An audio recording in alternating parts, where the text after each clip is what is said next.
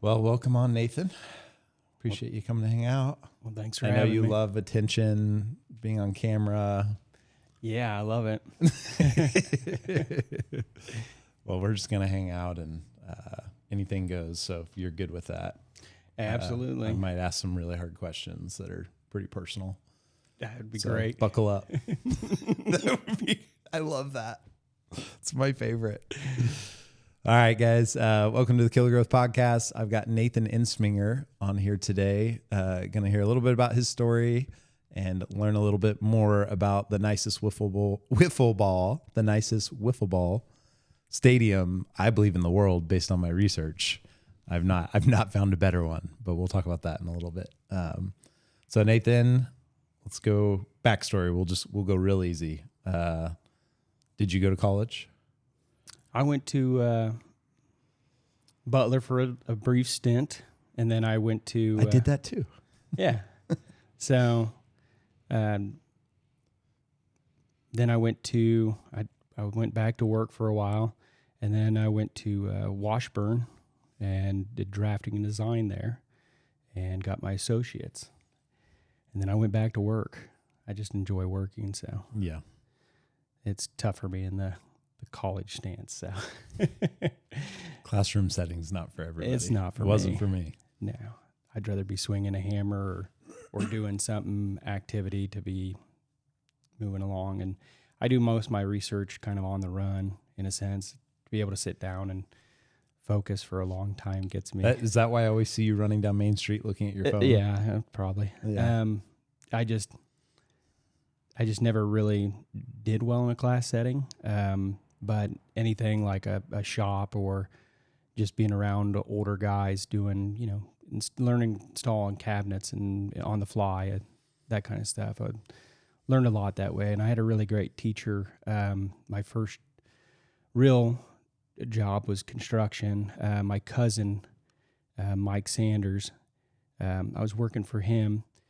And first day I show up, I come, he's like, "We're downstairs." Well, the downstairs didn't exist before this. So this is 100-plus-year-old house built in, I think it was a water tower house is what they were calling it. I can't really think of why. Shape? Or was there a lot of water in it? I think it was the purpose of it. It was right next to the Arkansas River. It was built in late 1800s. And he was down there with a skid steer digging a basement out underneath it. So with, like the house was there. He was going under the house. And this was a 3-story house in Riverside area. So he was having me there to assist him on it, and was pretty much thrown to the fire on that deal. I mean, boards creaking above you, skid steer running around, the diesel smoke in your face, and we're sitting there under the bridging, and then basically we did new modern foundation underneath it and created a walkout basement. From what I know about you, that kind of makes everything kind of makes sense about you now, because that's wild. And if that's kind of like your that's how entry to the construction world, then that was everything else was easy. Yeah, I mean, when growing up, there was a lot of construction going on in our family. Like we had a house that was termite infested, and all the walls were ripped out or had to be ripped out and stuff like that. Kind of young age, and my parents, my dad wore a tool belt.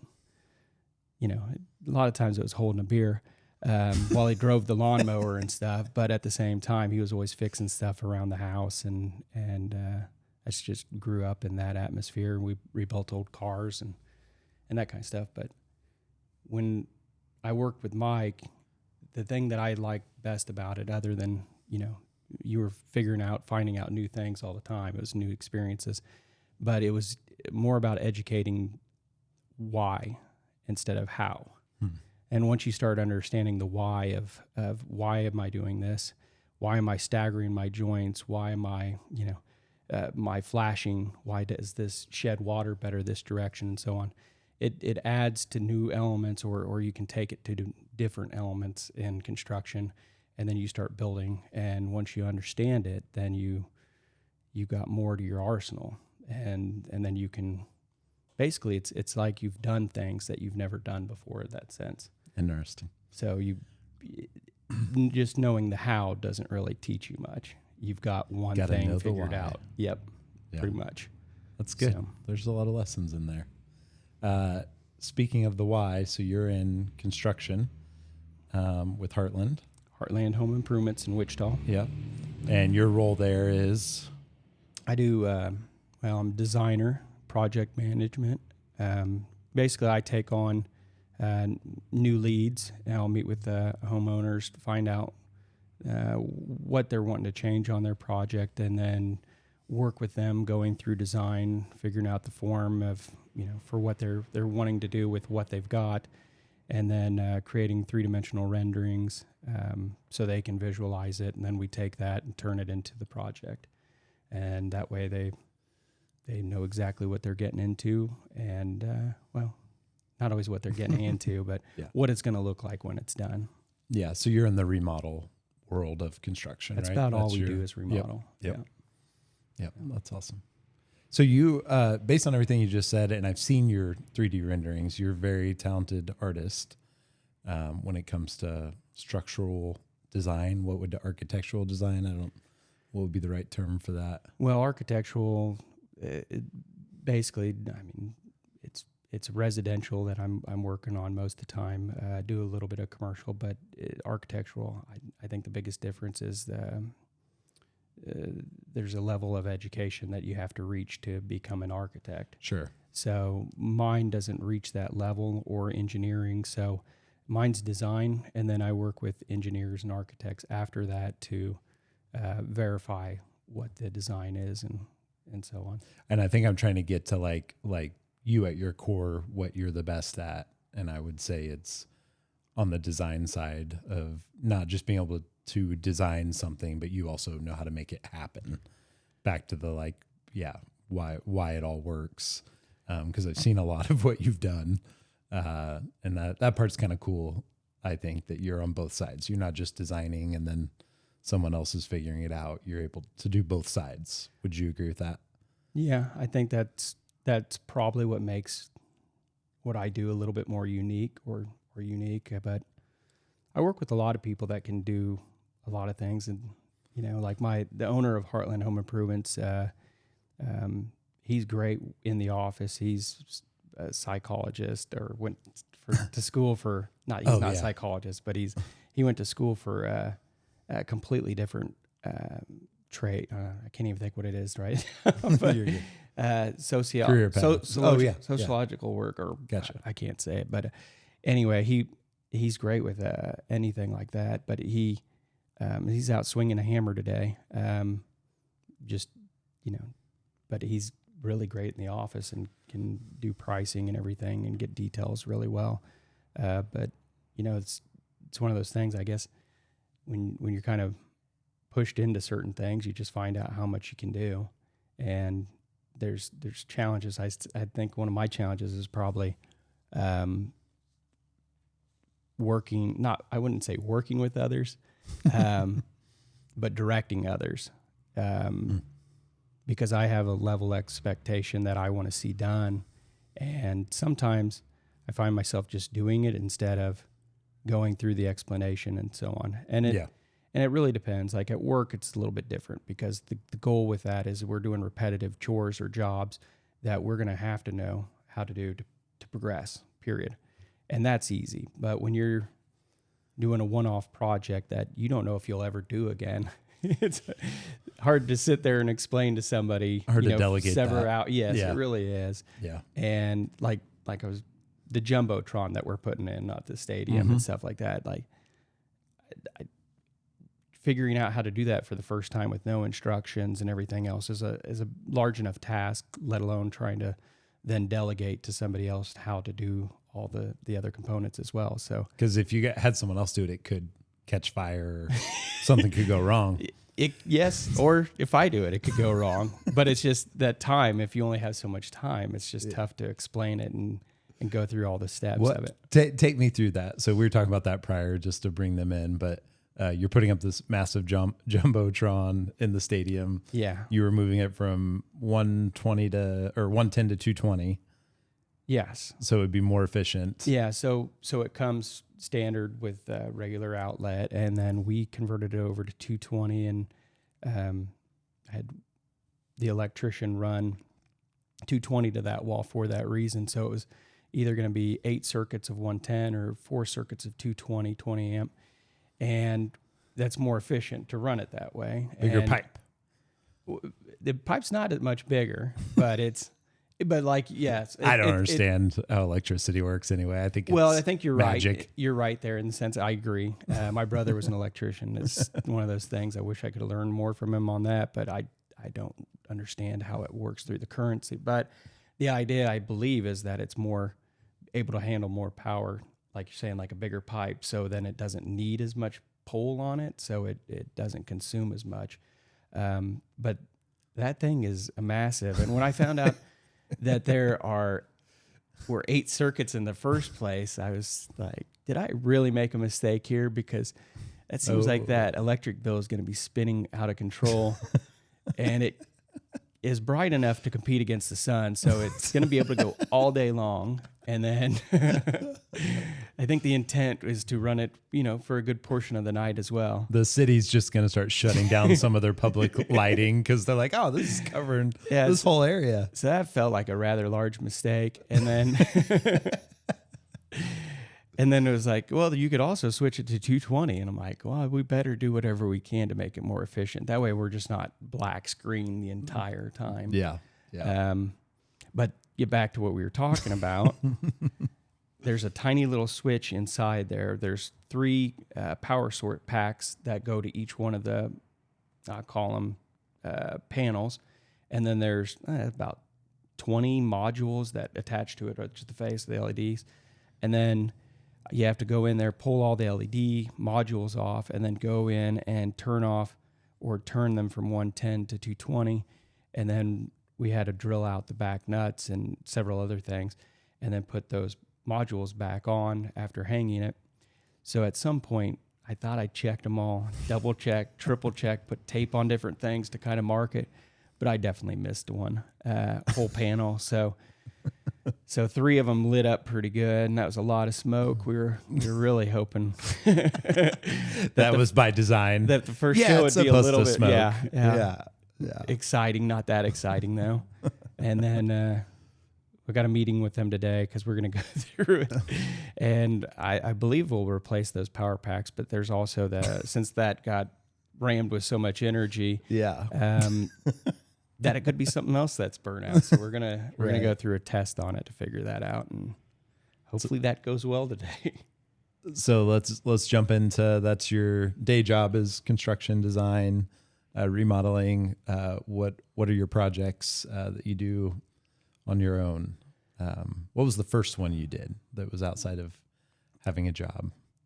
That was years back. I've been rebuilding houses outside of, so I kind of say I work to pay to work, which is interesting. Not the most I fun. Work to pay to work. Basically, it's what I've done for years. So I rebuilt a house built in 1890 on the Little Arkansas River in Wichita. Shortly thereafter, I did a quick rebuild on it. Then I moved to Florida with my wife. She wasn't my wife at the time, but we decided to move there, and it was for her to go through education, and then I started doing construction down there with some monster projects, and then came back, moved to Topeka, still owned that house. The house got flooded from the second story while I lived in Topeka, so I was working and going to school for drafting design at that point, and then the house was flooded, so I had to drive back on the weekends and work on it.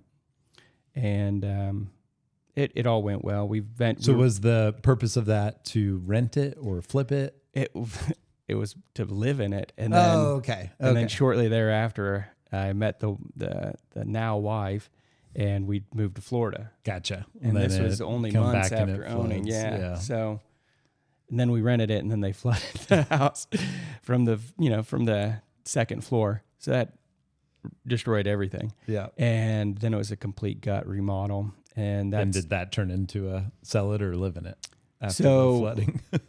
We lived in it for a little while, and then I saw another house. I'm like, it'd be nice. We just buy that one. And because the remodel and everything that we done to that one, we raised the value on enough to where we could take out a loan for the other one. And it was a rebuild as well. So then we moved in there, had our first son. At that point, we were moving into the second one and then getting ready to sell that one, which was pretty cool because it was both on the Little Arkansas River. So That's cool. sometimes I'd take the canoe back and forth from after working. Yeah. Nice. And then we sold the Little Arkansas house, which I always call it the Arkansas house. We always name them by the street. Mm-hmm. And then Or the river, depending on where it's located. Yeah, exactly. And then we sold the Wedgwood house, moved into a house we wouldn't have to rebuild since we had little kids. And then my brother passed away, and I started rebuilding the house he was living in. We moved into that one, sold the Bridgewater house. And then we saw, as we drive back and forth for Wichita to Eureka, that's where my wife's family's from, we kept passing El Dorado, and we saw a couple places that were of interest, but I didn't think it was something we were going to move on.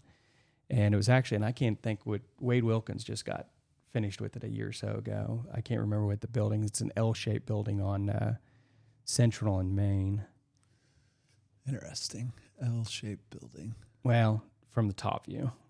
But I was looking at that, and the realtor took me over, Linda Baines took me over to the 142 building instead, because I was describing that I was wanting to create like a balcony and different things along those lines. And so it sounds more like the District 142 or the Farm and Home building. Yeah. So she took me down there and saw the basement. You're looking at commercial property now. This is commercial, yeah. Yep.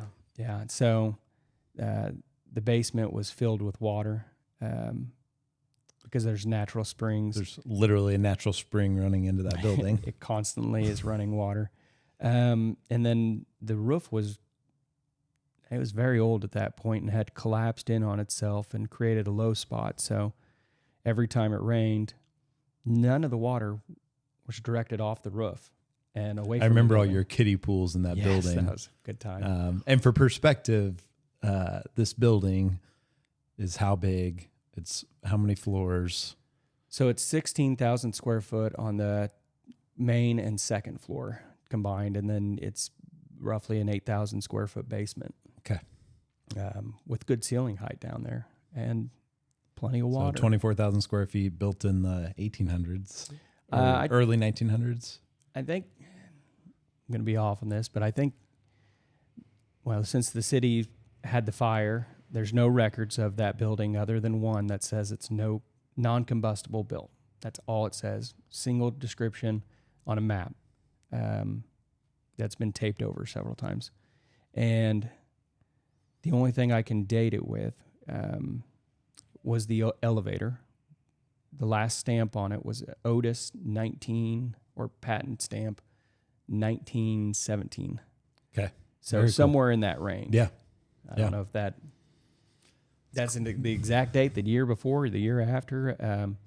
Because I imagine they were using that elevator potentially to do some of the construction too. That's how I would do it anyway. Yeah. I'd try to get that thing done first.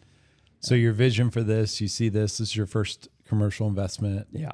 And you have a vision for it. You're big on, you've always wanted to create a venue. Yes. So you can talk about that a little bit. What was your vision for the building? So the initial vision for it, we walked through the building, and I wanted to make a rooftop venue.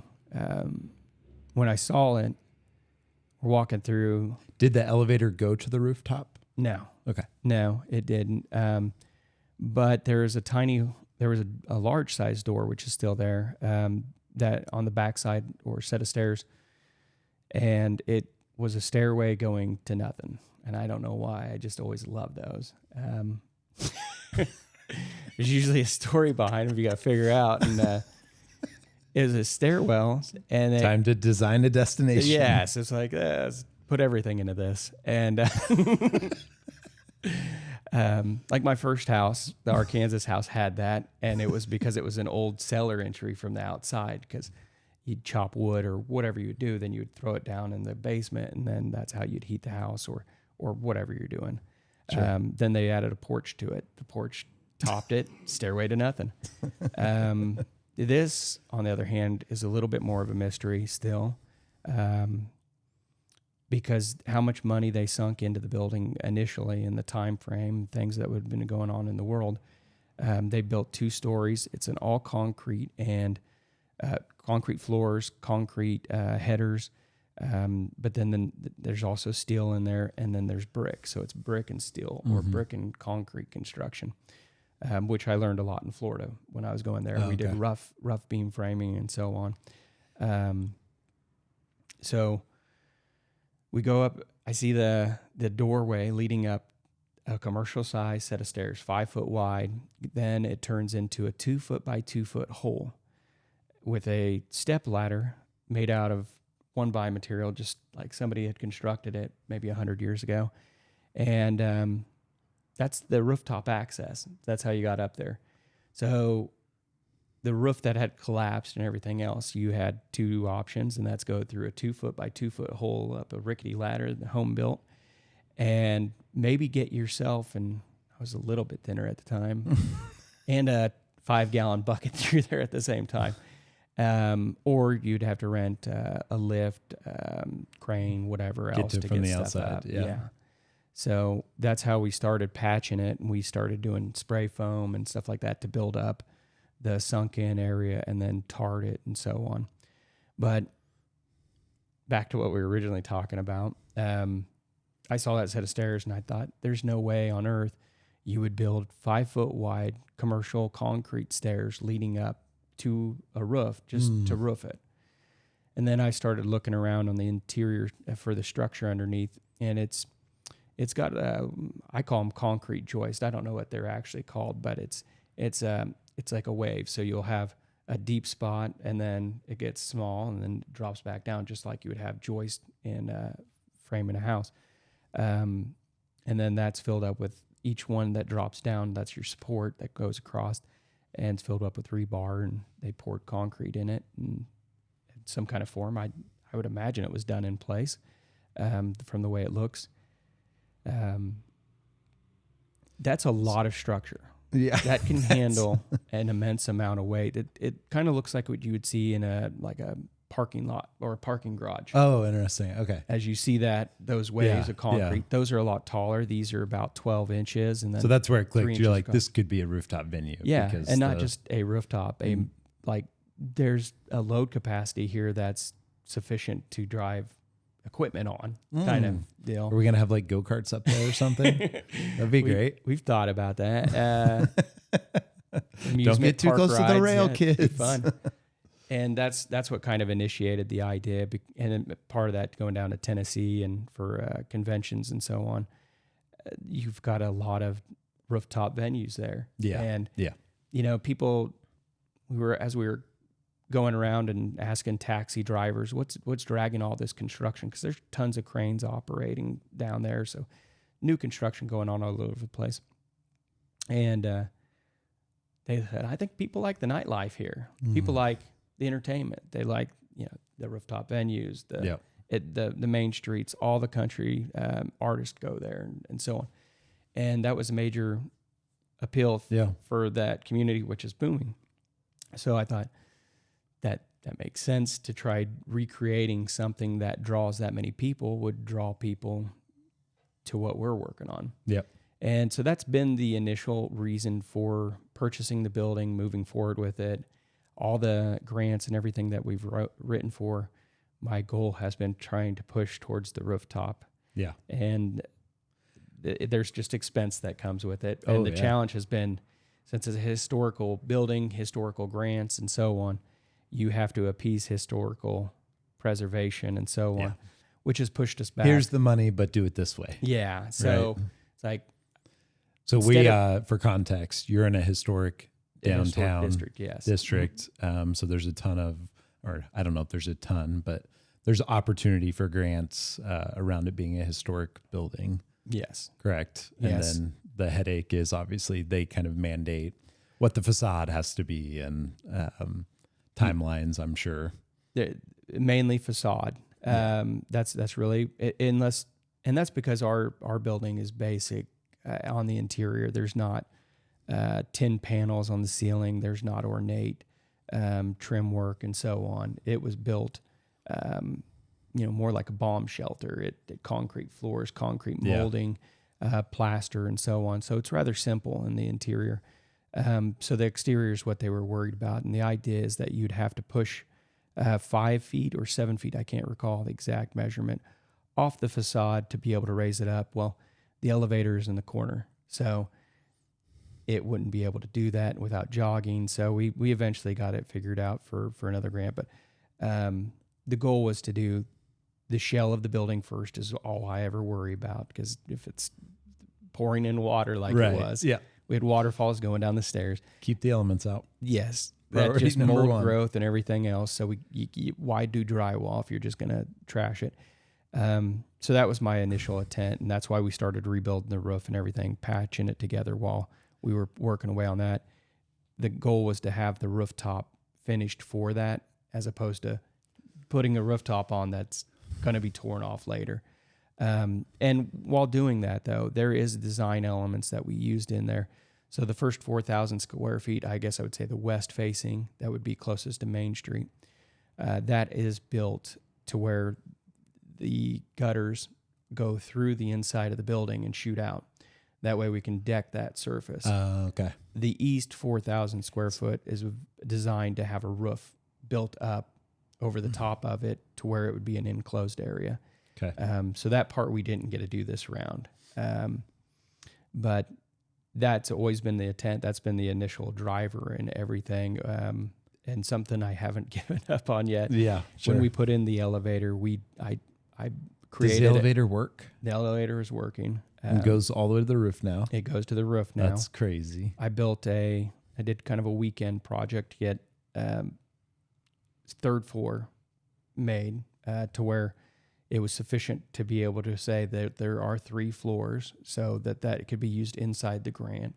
Because the parapet walls, which are the floor that was made initially, and then there's parapet walls, they're 7 foot tall. So it was almost like they already had another floor to work from, a couple more feet, and then they could have roofed the top of that.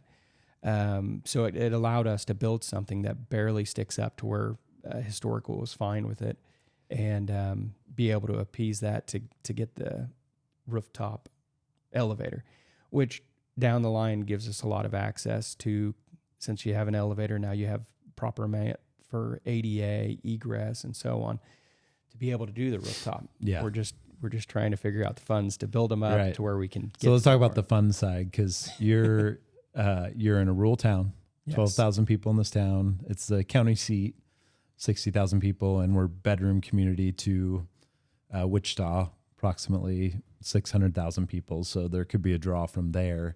But financially, like, your path with this was not necessarily like, this makes sense for me to personally pour in, X amount of millions of dollars.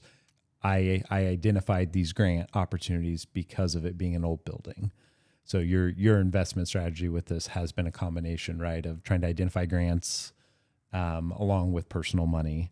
But the core question I want to ask, and then we're going to go into the Wiffle ball stadium, how much of this is passion in building something and creating something that adds value that you're proud of, and rehabilitating something? Because your whole story is rehabilitating property after property, and it's your day job.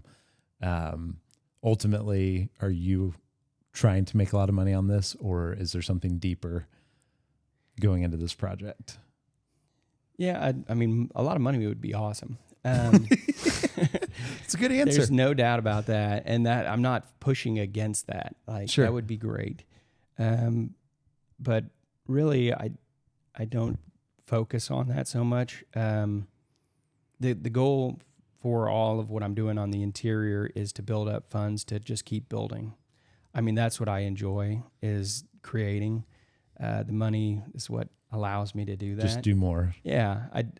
If I had, just millions of dollars, I don't think I would just go sit in out on the beach all day. I probably go build some stuff. Yeah, but sometimes probably be some sandcastles going on. And I mean, like after a while, I feel like you build the most impressive sandcastle ever if you're stuck on a beach for a week. Well, and I mean, I lived in Florida for a year, and I got to work and during the day and go hang out on the beach afterwards, and I absolutely love that. But if I get away from not being able to construct or do something for so long, that's just kind of where my brain keeps going back to. Yeah. Yeah. So I have a desire to do it. Yeah. It's you have the vision of it. You see what the potential of this property can be. And like, that's what drives you ultimately. It's like everything in you is like, I know what this could be. I see it. I want to build it. Yeah. And there's opportunity obviously on the drawing people in, which is a big deal. Which we'll talk about the wiffle ball stadium. Well, and I think that's where it comes from. I mean, for me, I really like building it, and that kind of, I mean, sometimes that's how me and my family, we've always kind of hung out, rebuilding old cars, that you're in the garage, you're tinkering, but you're spending that time together, and then it turned into houses and so on. And I enjoy that part, but like, the idea of the venues and those kind of things are for draw and for entertainment and creating things that we don't currently have. And I think they'll also build a lot of community. Mm-hmm. And that's what I'd like to see them accomplish. That's what this building has been. We wanted to create a downtown hub that attracts people and is not just a catch net to our community, but a draw to it, and that's the wiffle ball. Yeah, yeah. So you go to a wiffle ball tournament. We're going to jump into that. Did it start with YouTube? We've talked about this. Tell me what got you into wiffle ball, and then I'll transition us into you building the nicest wiffle ball stadium in the world. Well, that's basically it. All started with my 9-year-old. At the time, he was 9, watching Mark Ruber. I always say his name right. He always corrects me, but it's Mark Ruber. He's NASA scientist. He's an engineer, and there's an episode that he came up with, which was wiffle ball, or that's what he grew up playing, and he wanted to go against the MLW, which is Major League Wiffle. Yeah, I watched that video. Yeah. That was cool. You sent it to me. And my son brought that to me and was just enamored with all of what he was doing there, because he's creating, the unhittable wiffle ball and all this stuff. Mm-hmm. So he's basically trying to cheat to beat them because he knows he can't do it on a level playing field. And that's kind of what started the draw to it. And then shortly after that, my family got in a car wreck. My wife was driving down Andover Road, and in opposing traffic, a car came across and hit them, and they were speeding and everything else. Luckily, they have been in a Suburban. So after hitting 3 cars and then a tree, and then the car that initially hit them somehow turned around and ran into them from the backside, was a major traumatic event, and all of them ended up with different kind of issues from it, and back pain and so on. So we were looking for places to travel that were close, because we haven't been able to go on long trips. Because just a little car ride, the back started hurting. Yeah, there's anxiety from being in there, and all that stuff was built up. So that video, he brought it up again at some point, and I looked it up, and in that video with Mark Ruber and the wiffle ball, they ended up playing at Shangri-La, which is what is Shangri-La? It's like they've got golf, like a resort. It's a resort, yeah. They've got golf courses, they've got tennis, tons of pickleball, massive amounts of money poured into all these elements, and that's the stadium that they built there was a wiffle ball stadium. It's one of the nicest in the world as well. It's a great place to go and travel. And we did a short trip because their backs were hurting, and this was a couple months after that happened. And it's pretty cute because the little boy, the oldest boy, I should say, he kind of teared up. Oh, because he saw what the stadium was. It was from that video and everything. Oh, and that's awesome. It was really cool.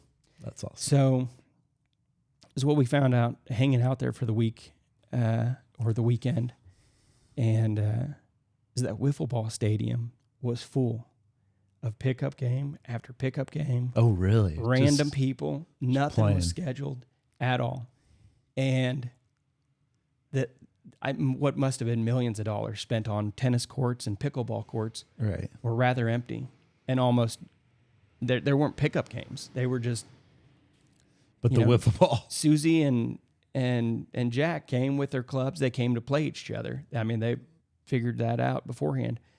There was a basketball court right next to it. Occasionally somebody would dribble a ball or two, but that wiffle ball field was just packed. And people spectating, That's watching awesome. it. And it was really cool. And they had a great little area where there was dining and other stuff attached to that area. And I was like, this could really work. This is really the community hub of this area, other than the swimming pool. I mean, right. that place was packed and everything else too. But I mean, when it was actually an activity that was outside of that, that's where everybody was hanging out, and there was different ages and age groups going on. My son was playing. So he just jumped in there and started playing with them. Yeah, he joined into a game almost immediately. Good group of kids about his age, and he crushed one. And I wasn't even watching, but I heard, "Wow, this guy is!" It's a confidence booster. It was positive. So that's awesome. It seemed like something that we could recreate and make really cool. Yeah, that would bring. So that's what really drew you then. Your son having a connection, but also the community aspect of just seeing all these people coming together, just having a blast. Yeah, like. A bunch of people that would talk to each other if they were sitting next to each other in a restaurant, or, you'd walk past them every day, but here they are joining teams, and it's pretty cool. Yeah. So, that's beautiful. So most people would just be like, I'm going to go play wiffle ball now. I'm going to find a place and I'm going to go play wiffle ball. Yeah. But you're not most people, Nathan. No. So you came back. So we came back and try to adding different elements to what they had designed, and looked at other places. Philly's got a really cool place. They've got some rock climbing attached to theirs. Oh, really? Like, I think it's some kind of like a shooting game of some sort. And I mean, it's a really neat stadium. Yeah. There's quite a few to look at. The Royals have one in their I think I area. saw that one. Yeah, that's cool. But the problem with theirs is you can't hit wiffle balls, and they went with a 90-degree. So we kind of based ours more on the MLW, or more traditional rules, which stands for Major League Wiffle. There we go. And it's a 70-degree angle, and a lot of this is because I'm finding solutions with the size of property to make that we have. the parking lot work. So, so you purchased the parking lot behind this building. Correct. That's the cool part about this story. So now we get to connect those two pieces. That's right. And again, building on your vision of community. Yeah, and part of this, and I think you and I talked about it a long time ago, had the idea of bringing the restaurant, which isn't even constructed yet, out towards the back alley and creating an outdoor dining area. And then, it's slowly evolving. We talked about like containers, like some venue for that parking lot, because it's a private parking lot, but it's in the middle of all this public parking. So it could be something really neat. And I never in a million years thought you were going to put a wiffle ball stadium on it. Yeah. But we talked about a lot of stuff. But. I didn't think so either. So fast forward to now your mind's set on this. You found your location. Then you go talk about the grant you applied for, which still fascinates me. that was what won it is super cool. Yeah. But Well, it was T-Mobile's hometown grant, which is a really awesome grant that they put on. They basically grant $50,000 to a project, and the goal of it is to bring community together. There was another one here in Butler County too for the park in Augusta, and they rebuilt that, and we won it. It's a very competitive grant, and the idea was creating not downtown, but community involved spaces. So when you applied for this grant, did you put in your design? Yes. Yeah, which was unbelievable, which I'm going to show on some, I'm going to post about that. I'll need to get that from you. Okay. And then we're going to get some footage and photos of your progress out there.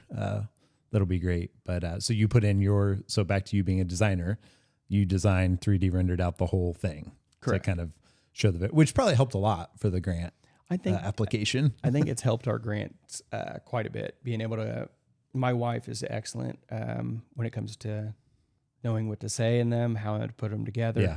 All the things that I'm terrible at. And she does a wonderful job with that. And that's probably like 90% of how we get them.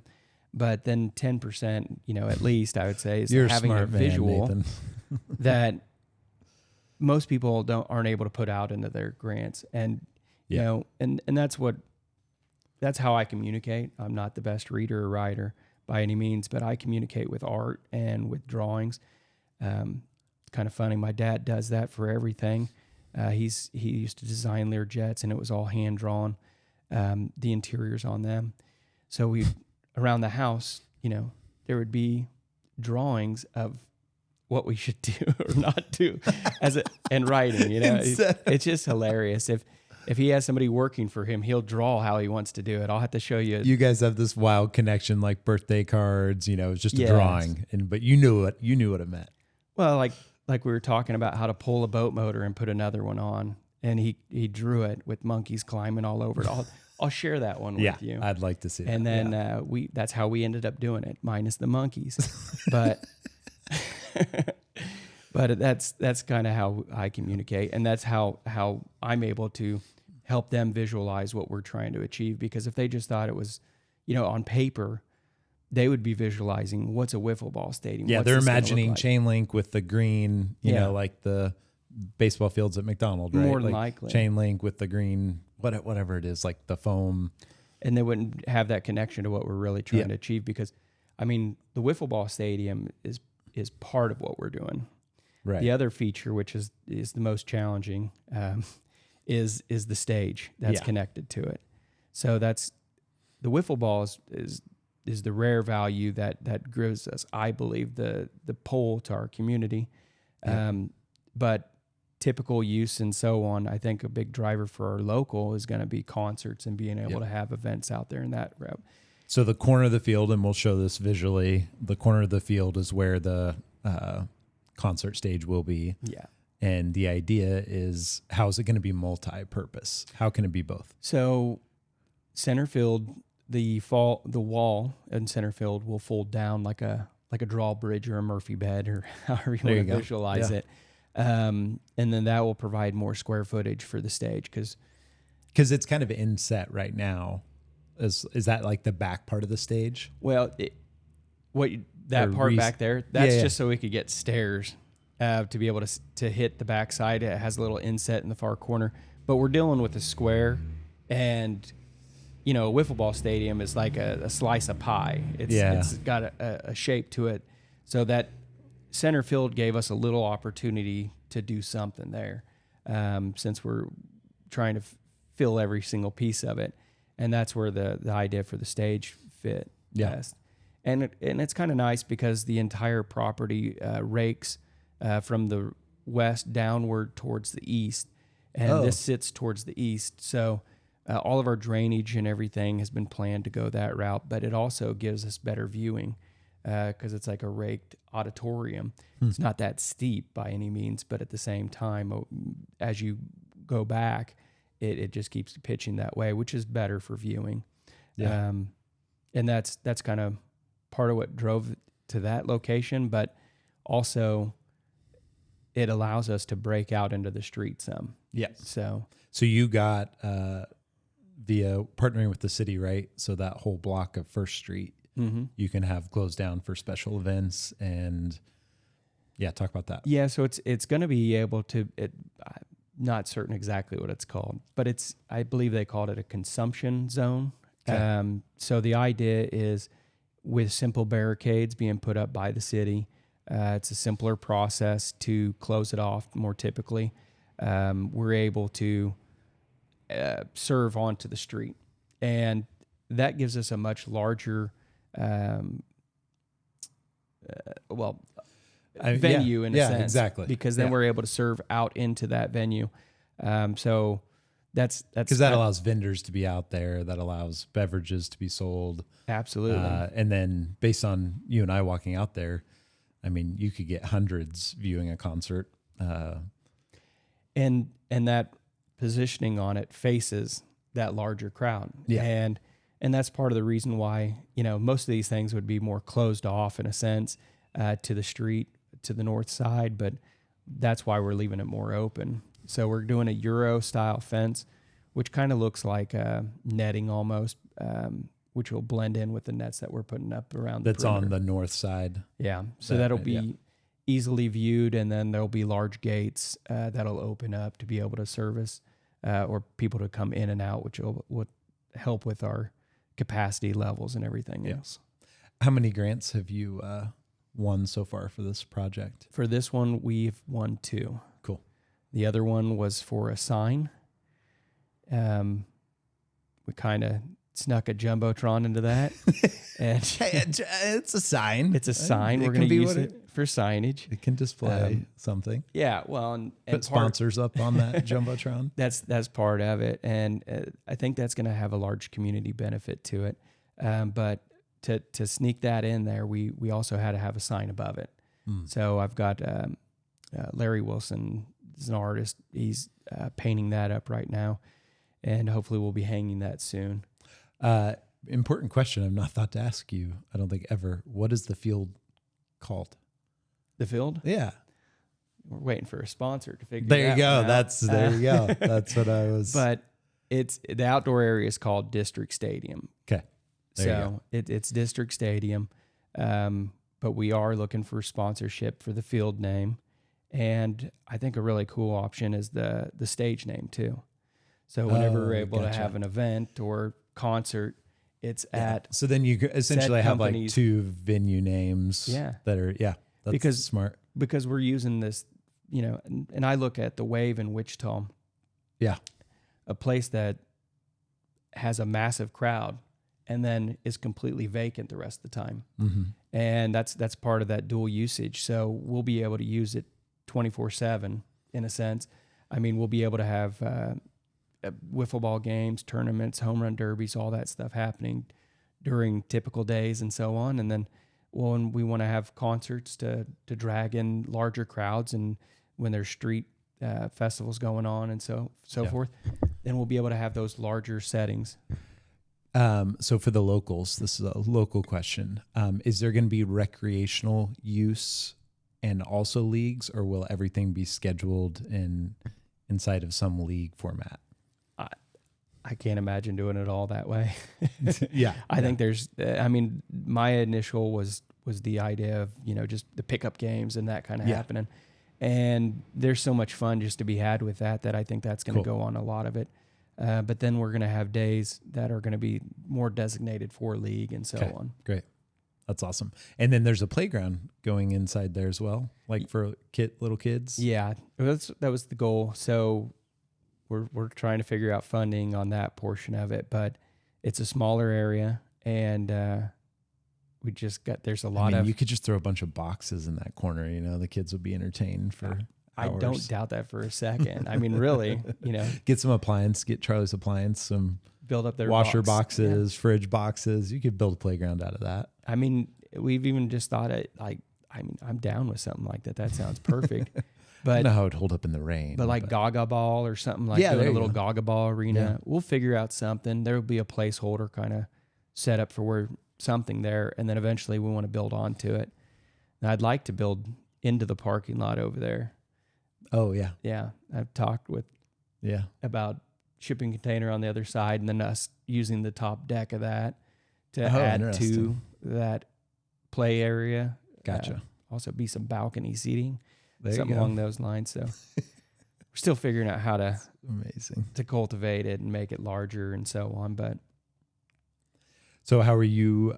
What's the next stage of this thing gets finished? Well, I'm sure you hate this question, but I'm going to ask it anyway. Timeline. What's a realistic timeline that you're happy with of having this project to where you can play wiffle ball?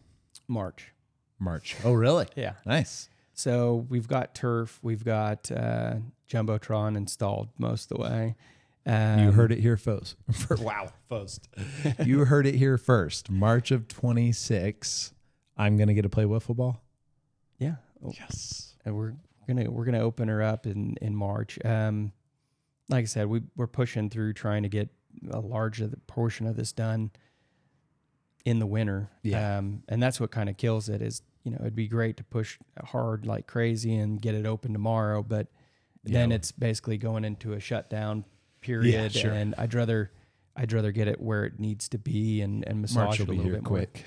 more. Yeah. And I mean, it's at this point, it's basically down to me. I've got Robert, that's the mason, helping occasionally, and I've got a couple other people like Chase Williams has been coming by and helping me here and there, and I've got a nephew that comes by, but otherwise it's me, the wife, and the kids going at it anymore. So and then I've got a buddy that is Morgan Kessler's going to come by and help me roll out the turf.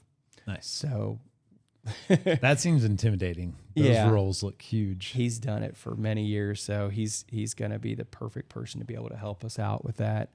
That's awesome. But it's schedule, full-time job. So I'm trying, for 4:30 a.m. wake up, go over there, work for several hours.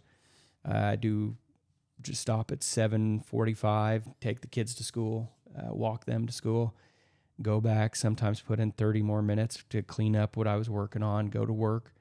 And then sometimes I'm doing it after work. I try not to too much. That way I have family time. There's not even close to enough of that. Yeah. And then some weekends. So that's why it takes so long. But that's just what the funding allows. If I could hire it out, I could happily do so. Yeah. I'm still like in awe of just the brickwork. Who was the mason that did all that? Robert Fort. Okay.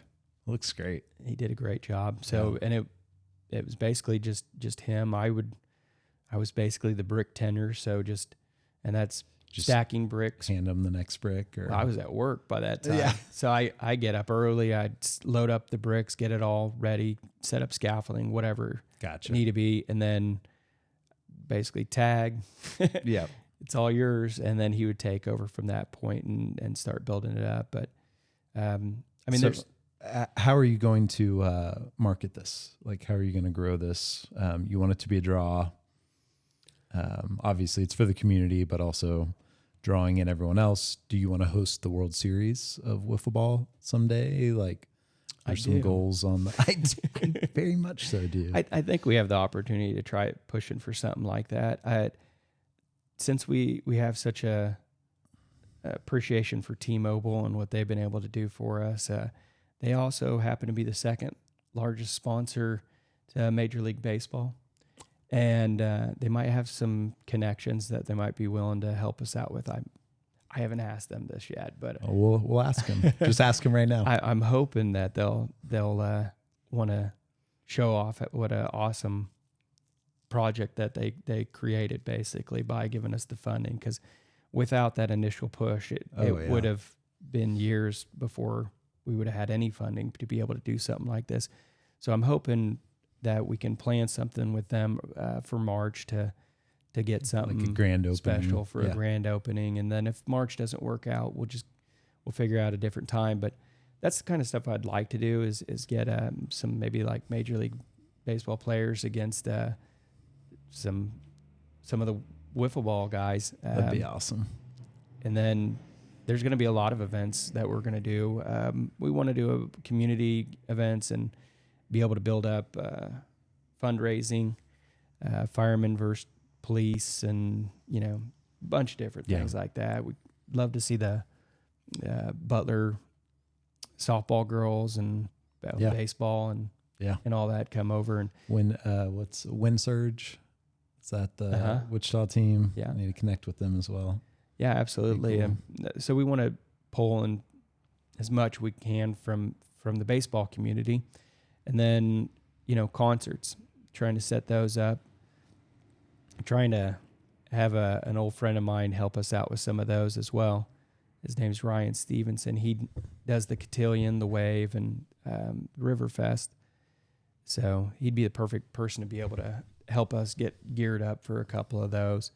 And then we plan on applying for some grants to keep it going. And one thing that you might not know about concerts and concert venues is speakers cost a lot of money. Oh, yeah. There's a lot of money in that. I didn't even think about that. Yeah. I was talking to Steven about that because that's one of the first things he brought up. And I can't remember the name of the place. I think it's Somewhereville or Nowhere. It's a little concert venue that is just jam-packed with lighting and all sorts of stuff. I mean, it's a total cash dump into everything you would want to be able to make a concert. Music, yeah. Yeah, and he was talking about the money that was put in speakers and what the cotillion. I think, $500,000 is not an unrealistic number for a concert venue to dump into their sound system. So we're probably not going to have that level of a speaker system, but I mean, it's something to build towards, right? Yeah, yeah. So that's something that we still need to work on, but there's possibility for renting that kind of equipment and so on for like a larger or a bigger draw type band or artist. Well, and I think we can get decent size. The stadium itself is going to have a decent crowd that'll fit inside that, and that's more local talent and so on. But we'll be able to have larger crowds once we were able to do the First Street access and be able to have that space. So probably won't need the $500,000 speakers, but at the same time, I think we'll be able to get decent size crowds or decent size performers that would draw the larger crowds. Yeah, with the following. Yeah. And then those larger events are pretty much what it's going to create or draw.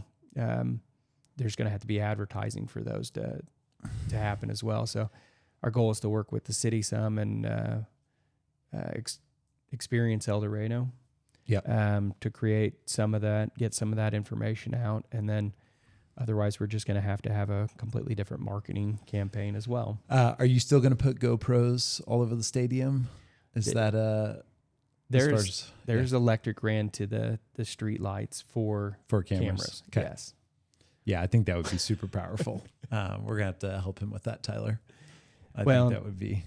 And I think there's no reason why a YouTube league couldn't be started just for the stadium. And and that's what I was going to say. At the end of the day, the best thing you can do, because visually it's going to get traction, right? So at the end of the day, you've just got to put out as much content as possible on pick two platforms. I think YouTube's a no-brainer because that'll have the national draw, right? Like anybody that's into wiffle ball, anybody that's keeping up with the trends around that, they're going to stumble across it. You know, it's one hashtag wiffle on that YouTube video. But yeah, I think that's going to be the biggest thing is you just got to figure out how to create enough content and distribute it accordingly. So like because based on what I saw, you've got TikTok. I see some big wiffle guys on TikTok. I saw some on Instagram, but I saw TikTok and YouTube as kind of where I saw most of the wiffle ball influence happening. So I think if you just had a stadium account on TikTok and on YouTube and you just start putting out content like crazy, that's just organically going to create so many connections for you and open so many doors. And I know the part that is hard is like you overthink the content and then it's, oh, and I got to edit it and you don't. Like you just need to film. You're fascinating. The stadium's fascinating. And the stuff that's going to happen in there, people are going to want to see. So yeah, that would be my advice to you would be just start with content and an iPhone in landscape mode for YouTube and vertical for TikTok, and then just film. Yeah. I'll find somebody to do that. Yeah. And that's a great thing to delegate. Yeah. What other ways of marketing do you, besides networking, and is that kind of how you've envisioned this, is just putting content out there and building a following? I think so. I think that's a big part of it. I haven't really been able to find a major league women's wiffle either. Oh, and I know women's softball just got its first major league team, and yeah, I got to tell you, women's softball, the college series and everything else, it's enjoyable as can be to watch. So I think there's a whole nother spot that somebody could start up there. I'd like to. There's a couple gals, that play locally around here that I think that would be fun to try getting them involved in starting something. And then it would be its own thing. It would be kind of our niche. And but as far as other things to grow and draw, I think we're just going to be pushing towards those outdoor events too. Yeah. And well, the multi-purpose is really unique. It's not just the nicest wiffle ball stadium. It's also, you've built a monument, essentially. You've built a monument. The city of El Dorado thanks you. But ultimately, I think the draw is going to be all of it. And I think it's just going to be fascinating. I think there's going to be people that come that don't care about the music, that don't care about wiffle ball, just to look at it and take it in. Yeah. Because I do that every day. Every day I drive by and it's not even finished. And I'm like, this is unbelievable. I'll just stand out here on the street and look at the base roof. Yeah. I'm just like, this is crazy. Yeah. I saw the lights on the other night too. Yeah. Driving by. That definitely lights it up. Yeah. Yeah. And that's them on their low setting. So No I think that's way. sufficient. Yeah. That's unbelievable. Yeah. I was out there testing out how they would work out and if you'd be comfortable catching a ball and so on with the youngest son, Waylon, last night. And it works great. Good. Yeah. You can see it. Yeah, you can see just fine. And it was more like, are you going to get blinded by these lights? Right. All the time? Yeah. And we were doing pop flies, and it wasn't even an wasn't? issue. No. Okay. So I think it'll be perfect for it. Yeah. And I think that's something. Well, you can't move them now. No. I'm glad it worked out. No, there's not a lot of options in that arena. The whole goal is super bright, for parking lots or street lights. So that's all there is option wise. We've got other ideas for that too, though. For what? Yeah, I don't want to give everything away, but there'll be some different lighting features. You get all this content. We're going to give you all these clips, and you just post them whenever you want. Well, some things got to be a surprise. Yeah, that's fair. We're going to work That's into fair. it. Yeah. Maybe March timeframe we'll do another one. So they can follow this project where the stadium or district stadium is on Facebook? No, it's not. Oh, I thought it was. I thought I saw it. It's not. Okay. It's not. Okay. Well, Soon we're to be get that done. Soon to be District Stadium. District Stadium. Okay. Facebook.com. Facebook. Ever heard of it? Yeah, so that's not my real talent. Yeah, is putting anything out on Facebook or anything like that. It's something. But there will I be a hope place to follow delegate. you. We'll make sure we'll that get that created here. Yep. And we might just get you the brass tacks part of it put together so you can put something out there and maybe a clip on this. Because it's something that we've been working on. We've been taking pictures. And I think I saw the logo. Else. I think you have a logo already for the stadium. Yeah. Yep. Great. So it's you're 90% of the way there. That's the hardest part. Now you just create Facebook page, name, profile pic, cover pic, I know, right? It's basically and then already a clip done. from this podcast, and you're famous overnight. So speaking of monuments, I forgot to do this earlier in the podcast, but I wore my Buc-ee shirt for this occasion to say good job on building the nicest wiffle ball stadium in the world, and you built a monument like Buc-ee's. Do you like Buc-ee's? I haven't ever been. Okay, that is so. All right, you're gonna go to Buc-ee's. Okay, I've been seeing a lot about it. If Nathan Ensminger was gonna build a gas station, he would build a Buc-ee's. Well, and that's it's probably the reason why I haven't is because I don't travel very much. Yeah. I probably spend too much time working. that's So we rarely make it out of town. yeah. But it'll be in my destination because they've got them in Oklahoma, right?